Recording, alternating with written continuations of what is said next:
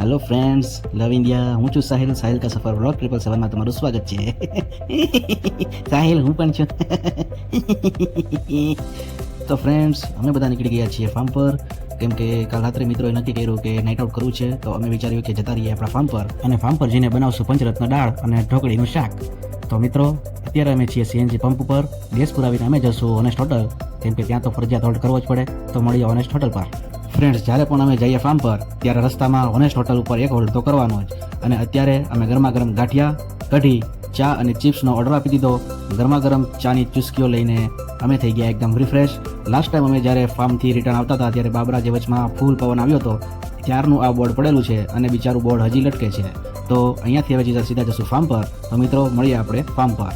Farm પર ઉતરીને તરત જ બધી સામગ્રી ગાડીની બહાર કાઢી લીધી, પથેણા પાથરી, અને અમે મિત્રો બધા બેસી ગયા ટમેટા અને ડુંગળી કાપવા.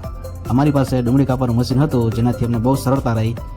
ડુંગળી કાપવાના મશીનથી અમે ટમેટા કાપ્યા અને ગ્રેવી લાયક ટમેટા સુધારી લીધા. ત્યારબાદ ડુંગળીને પણ અમે ગ્રેવી બનાવાય તે લાયક સુધારી લીધી. ફ્રેન્ડ્સ, વાગી ગયા છે રાતના 10:30 અને તમામ મિત્રો એટલા ઉત્સાહમાં છે કે રસોઈ બનાવવાની પ્રોસેસમાં લાગી ગયા છે. એક ફ્રેન્ડ તો એટલો ઉત્સાહમાં આવી ગયો, એણે કીધું કે આજ તો ડુંગળીનું મશીન રહેશે, કાં તો ડુંગળી.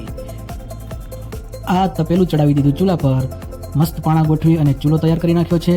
સૌપ્રથમ અમે બનાવવાના છીએ ઢોકળીનું શાક, તો તેની માટેના તમામ મસાલા અમે અત્યારે ઉતારી લઈશું ડીશમાં. તપેલામાં તેલ નાખી તેલને ગરમ થવા દીધું, પછી તેમાં તમામ મસાલા નાખી દીધા, રાઈ, ધાણા, જીરું, એને પાકવા દીધું. ત્યારબાદ અમે એમાં ઉમેરી દીધી ડુંગળી અને થોડા ટમેટા.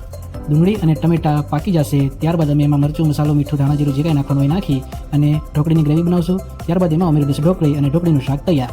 5 મિનિટના બ્રેક બાદ હવે વારો છે પંચરત્ન દાળ બનાવવાનો.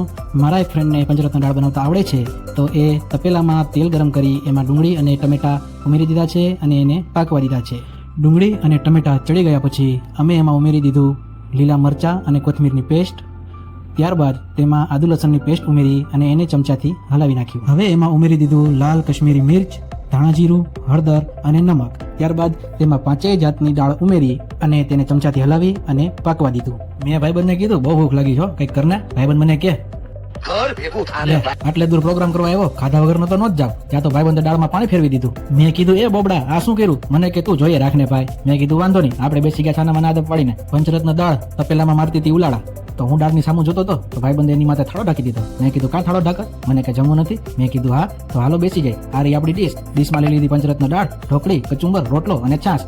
વાડીએ હાથે રસોઈ બનાવીને જમશું એવા ઉત્સાહમાં 1 વાગી ગયો. કાંઈ વાંધો નહીં, ભાઈબંધ દોસ્તાર બધા બેસી ગયા જમવા અને ખાઈ ખાઈને થઈ ગયા તગારા જેવા. પછી એક નંબર પવન આવતો હતો ને આપણે તો લંબાવી વાડીમાં. ભાઈબંધ કે હાલો આપણે લંબાવી. મેં કીધું વાસણ કોણ ધોશે? હાલો હાલો વાસણ ધોવો. ભાઈબંધ બધા મીંડા વાસણ ધોવા અને આપણે એક નાની એવી ઝપકી મારી લીધી. ભાઈઓ, જીવનમાં આવી મોજ મળે તો કાંઈ ન ઘટે, ઘટે તો જિંદગી ઘટે. વહેલી સવારે અમે નીકળી ગયા રાજકોટ જવા માટે. તમને મારો આ વ્લોગ પસંદ આવ્યો હોય તો લાઈક કરજો, શેર કરજો અને કમેન્ટ કરજો. મળીએ નવા વ્લોગમાં.